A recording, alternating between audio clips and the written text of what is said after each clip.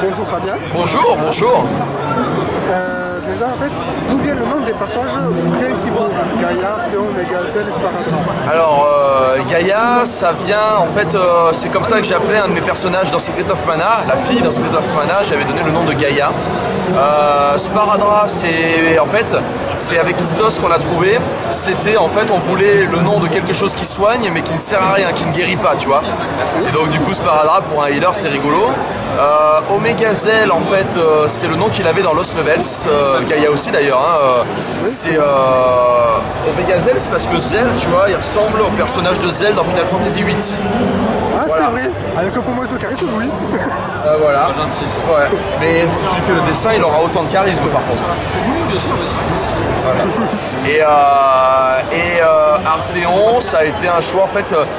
Tu as, c'est marrant comme ça que tu cherches, c'est que tu as des espèces de listes de noms de lunes et d'astéroïdes en fait. Ouais. Et parmi eux, il y en a un qui s'appelle Arteon et j'ai repris ce nom-là. Il y avait Oberon, Arteon et tout ça. Cérès aussi. Ouais. J'ai étudié dessus donc. Ça c'est beaucoup plus gros Cérès, ouais, mais ouais. Et ah oui, si j'avais posé une question à Florence Torta, qui fait Nostaria. Ouais. On dit que Nostaria et Barthélemy sont les plus grands alchimistes et tout ça. Mais lequel des deux est le plus grand? Je pense que l'un ne va pas sans l'autre. C'est-à-dire qu'ils ont une espèce d'intelligence commune et si jamais l'un était sans l'autre, ils seraient beaucoup moins performants dans leur recherche de solutions.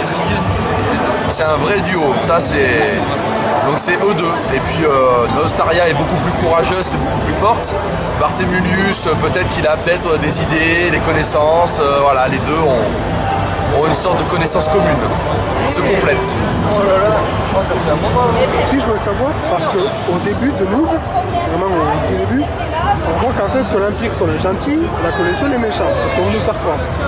Et qu'ensuite, dès qu'il y a les trois factions qui finissent, en fait, que on nous fait savoir, de mon point de vue, hein, qu'en fait il n'y a ni gentil ni méchant, c'est vraiment trois factions neutres, trois royaumes. C'est ça. Est-ce que c'est du fait exprès par rapport aux commentaires YouTube et tout ça, ou c'est un choix artistique?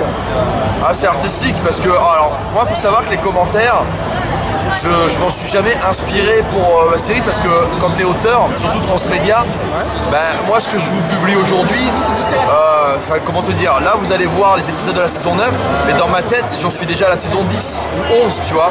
Moi j'ai le scénario qui est fait jusqu'à la fin de la saison 10. Parce que pour construire une histoire, il faut savoir vraiment jusqu'où je vais. Et j'ai... Alors ça c'est dans Final Fantasy VII que j'ai bien aimé, c'est que t'as pas vraiment de méchants, t'as juste des points de vue. C'est pas manichéen, t'as pas les gentils, les méchants. C'est pour ça que je voulais pas que les gentils ce soit l'Empire et tous les autres soient des méchants. Chacun a son point de vue et si tu es dans une faction, chacun détient une forme de vérité, une forme de légitimité. Et c'est juste des divergences de points de vue finalement. Eh bien, merci d'avoir répondu à mes questions. Merci à toi des ça a fait plaisir. Merci. Voilà. Et je te dis à bientôt. À bientôt. Merci.